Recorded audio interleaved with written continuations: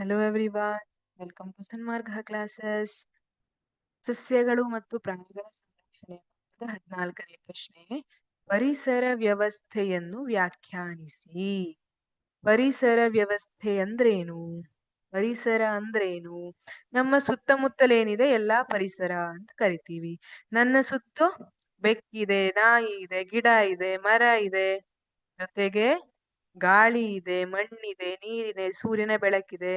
ಇದನ್ನೆಲ್ಲ ಸೇರಿಸಿ ನಾನು ಪರಿಸರ ಅಂತ ಕರಿತೀನಿ. ಹಾಗಾದ್ರೆ ಪರಿಸರ ವ್ಯವಸ್ಥೆ ಅಂದ್ರೇನು? ಒಂದು ಪ್ರದೇಶದಲ್ಲಿನ ಎಲ್ಲಾ ಸಸ್ಯಗಳು, ಪ್ರಾಣಿಗಳು ಮತ್ತು ಸೂಕ್ಷ್ಮ ಜೀವಿಗಳು, ಅಜೈವಿಕ ಘಟಕಗಳಾದ ಹವಾಮಾನ, ಮಣ್ಣು ಇತ್ಯಾದಿಗಳನ್ನು ಜೊತೆಗೂಡಿ ಪರಿಸರ ವ್ಯವಸ್ಥೆ ಎನ್ನುವರು. ಇಲ್ಲಿ ಸಸ್ಯಗಳು, ಪ್ರಾಣಿಗಳು, ಸೂಕ್ಷ್ಮ ಜೀವಿಗಳು ಇವೆಲ್ಲ ಬರ್ತವೆ, ಜೈವಿಕ ಘಟಕಗಳಿಗೆ ಬರ್ತವೆ ಅಲ್ವಾ? ಇವೆಲ್ಲ ಜೈವಿಕ ಘಟಕಗಳಲ್ಲಿ ಬರ್ತವೆ.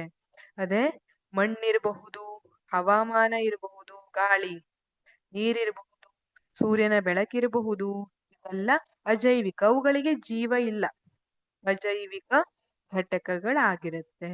ಇವುಗಳನ್ನೆಲ್ಲ ಸೇರಿಸಿ ಪರಿಸರ ವ್ಯವಸ್ಥೆ ಅಂತ ಕರಿತೀವಿ. ಈಗ ನಾನು ಒಂದು ಕಾಡಿಗೆ ಹೋಗಿರ್ತೀನಿ, ಅಲ್ಲಿ ಹುಲಿ ಇರಬಹುದು, ಈ ತರ ಚಿನ್ನದ ಬಣ್ಣದ ಬೆಕ್ಕಿರಬಹುದು, ತೋಳ ಇರಬಹುದು, ಕರಡಿ ಇರಬಹುದು, ಜಿಂಕೆ, ಸಾರಂಗ, ಆನೆ, ನವಿಲು, ಹಾರ್ನ್ಬಿಲ್ ಪಕ್ಷಿ, ಈ ತರ ಬೇರೆ ಬೇರೆ ಆದಂತಹ ಪಕ್ಷಿ ಇರಬಹುದು.